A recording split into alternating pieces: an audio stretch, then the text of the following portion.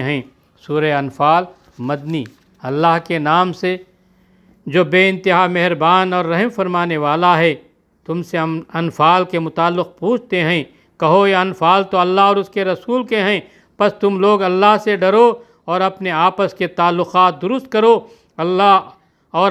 اس کے رسول کی اطاعت کرو اگر تم مومن ہو۔ سچے اہل ایمان تو وہ لوگ ہیں جن کے دل اللہ کا ذکر سن کر لرز جاتے ہیں، اور جب اللہ کی آیات ان کے سامنے پڑھی جاتی ہیں تو ان کا ایمان بڑھ جاتا ہے، اور وہ اپنے رب پر اعتماد رکھتے ہیں، جو نماز قائم کرتے ہیں اور جو کچھ ہم نے ان کو دیا ہے اس میں سے ہماری راہ میں خرچ کرتے ہیں۔ ایسے ہی لوگ حقیقی مومن ہیں، ان کے لیے ان کے رب کے پاس بڑے درجے ہیں، قصوروں سے درگزر ہے اور بہترین رزق ہے۔ اس مال غنیمت کے معاملے میں بھی ویسی صورت پیش آ رہی ہے جیسے اس وقت پیش آئی تھی جب کہ تیرا رب تجھے حق کے ساتھ تیرے گھر سے نکال لایا تھا، اور مومنوں میں سے ایک گروہ کو ایک ناگوار تھا، وہ اس حق کے معاملے میں تجھ سے جھگڑ رہے تھے، درحال ہے کہ وہ صاف صاف نمایاں ہو چکا تھا۔ ان کا حال یہ تھا کہ گویا وہ آنکھوں دیکھتے موت کی طرف ہانکے جا رہے ہیں۔ یاد کرو موقع جب کہ اللہ تم سے وعدہ کر رہا تھا کہ دونوں گروہ میں سے یہ تمہیں مل جائے گا۔ تم چاہتے تھے کہ کمزور گروہ تمہیں ملے، مگر اللہ کا ارادہ یہ تھا کہ اپنے ارشادات سے حق کو حق کر دکھائے اور کافروں کی جڑ کاٹ دے، تاکہ حق حق ہو کر رہے اور باطل باطل ہو کر رہ جائے، خواہ مجرموں کو یہ کتنا ہی ناگوار ہو۔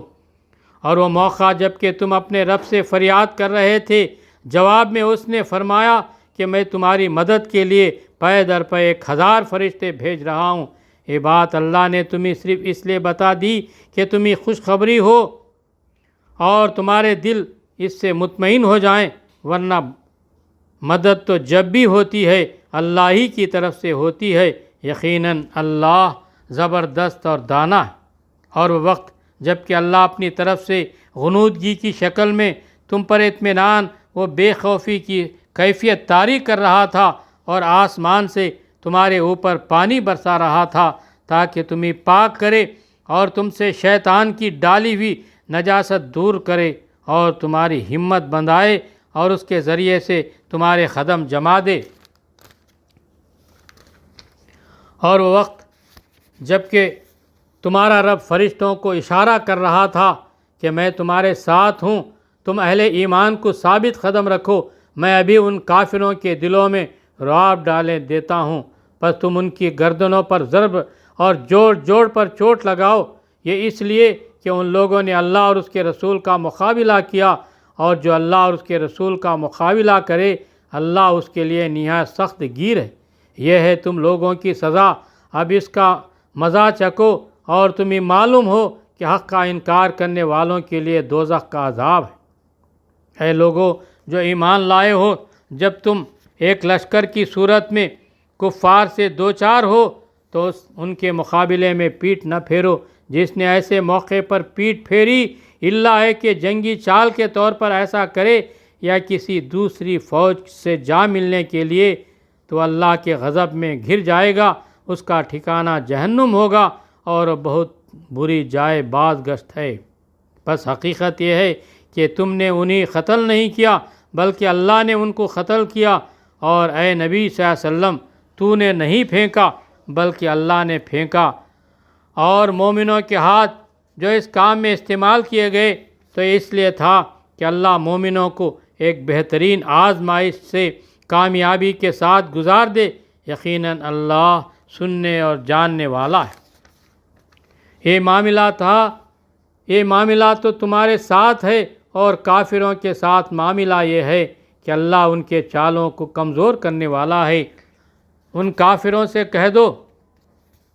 اگر تم فیصلہ چاہتے ہو تو لو، فیصلہ تمہارے سامنے آ گیا، اب باز آ جاؤ، تمہارے ہی لیے بہتر ہے، ورنہ پھر پلٹ کر اسی حماقت کا اعادہ کرو گے تو ہم بھی اسی سزا کا اعادہ کریں گے، اور تمہاری جمعیت خواہ وہ کتنی ہی زیادہ ہو تمہارے کچھ کام نہ آ سکے گی، اللہ مومنوں کے ساتھ ہے۔ اے لوگو جو ایمان لائے ہو، اللہ اور اس کے رسول کی اطاعت کرو، اور حکم سننے کے بعد اس سے سرتابی نہ کرو، ان لوگوں کی طرح نہ ہو جاؤ جنہوں نے کہا کہ ہم نے سنا حالانکہ وہ نہیں سنتے۔ یقیناً خدا کے نزدیک بدترین قسم کے جانور وہ بہرے گونگے لوگ ہیں جو عقل سے کام نہیں لیتے۔ اگر اللہ کو معلوم ہوتا کہ ان میں کچھ بھی بھلائی ہے تو ضرور انہیں سننے کی توفیق دیتا، لیکن بھلائی کے بغیر اگر وہ ان کو سنواتا تو بے رخی کے ساتھ منہ پھیر جاتے۔ اے لوگو جو ایمان لائے ہو، اللہ اور اس کے رسول کی پکار پر لبیک کہو، جبکہ رسول تمہیں اس چیز کی طرف بلائے جو تمہیں زندگی بخشنے والی ہے، اور جان رکھو کہ اللہ آدمی اور اس کے دل کے درمیان حائل ہے، اور اسی کی طرف تم سمیٹے جاؤ گے۔ اور بچو اس فتنے سے جس کی شامت مخصوص طور پر صرف انہی لوگوں تک محدود نہ رہے گی جنہوں نے تم میں سے گناہ کیا ہو، اور جان رکھو کہ اللہ سخت سزا دینے والا ہے۔ اور یاد کرو وقت جب کہ تم تھوڑے تھے، زمین میں تم کو بے زور سمجھا جاتا تھا، تم ڈرتے رہتے تھے کہ کہیں لوگ تمہیں مٹا نہ دیں۔ پھر اللہ نے تم کو جائے پناہ مہیا کر دی، اپنی مدد سے تمہارے ہاتھ مضبوط کیے اور تمہیں اچھا رزق پہنچایا، شاید کہ تم شکر گزار بنو۔ اے لوگو جو ایمان لائے ہو، جانتے بوجھتے اللہ اور اس کے رسول کے ساتھ خیانت نہ کرو، اپنی امانتوں میں غداری کے مرتکب نہ ہو، اور جان رکھو کہ تمہارے مال اور تمہاری اولاد حقیقت میں سامان آزمائش ہیں، اور اللہ کے پاس اجر دینے کے لیے بہت کچھ ہے۔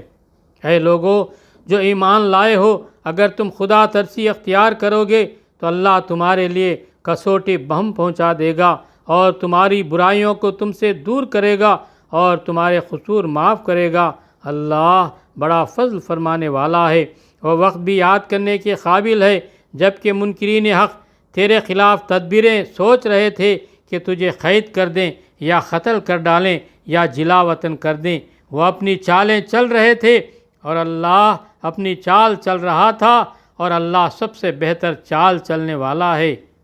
جب ان کو ہماری آیات سنائی جاتی تھیں تو کہتے تھے کہ ہاں سن لیا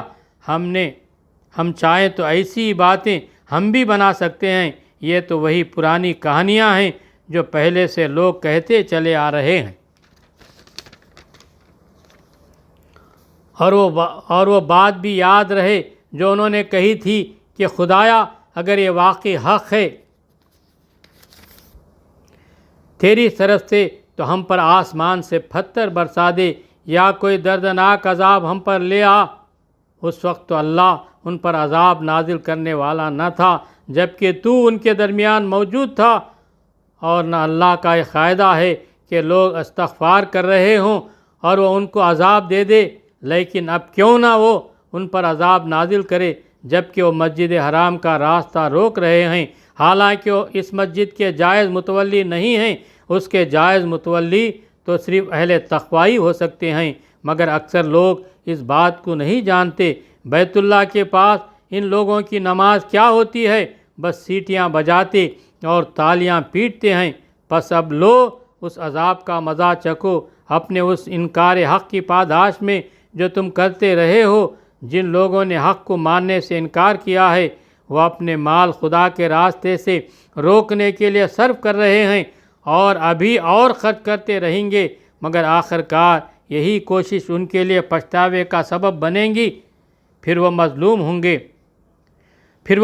ہوں گے، پھر ایک کافر جہنم کی طرف گھیر لائے جائیں گے تاکہ اللہ گندگی کو پاکیزگی سے چھانٹ کر الگ کرے اور ہر قسم کی گندگی کو ملا کر اکٹھا کرے، پھر اس پلندے کو جہنم میں جھونک دے۔ یہی لوگ اصلی دیوالے ہیں۔ اے نبی صلی اللہ علیہ وسلم، ان کافروں سے کہو کہ اگر اب بھی باز آ جائیں تو جو کچھ پہلے ہو چکا ہے اس سے درگزر کر لیا جائے گا، لیکن اگر یہ اسی پچھلی روش کا ارادہ کریں گے تو گزشتہ قوموں کے ساتھ جو کچھ ہو چکا ہے وہ سب کو معلوم ہے۔ اے لوگو جو ایمان لائے ہو، ان کافروں سے جنگ کرو یہاں تک کہ فتنہ باقی نہ رہے اور دین پورے کا پورا اللہ کے لیے ہو جائے۔ پھر اگر وہ فتنے سے رک جائیں تو ان کے اعمال کا دیکھنے والا اللہ ہے، اور اگر وہ نہ مانے تو جان رکھو کہ اللہ تمہارا سرپرست ہے اور وہ بہترین حامی و مددگار ہے۔ وآخر الدعوانا ان الحمد للہ رب العالمین۔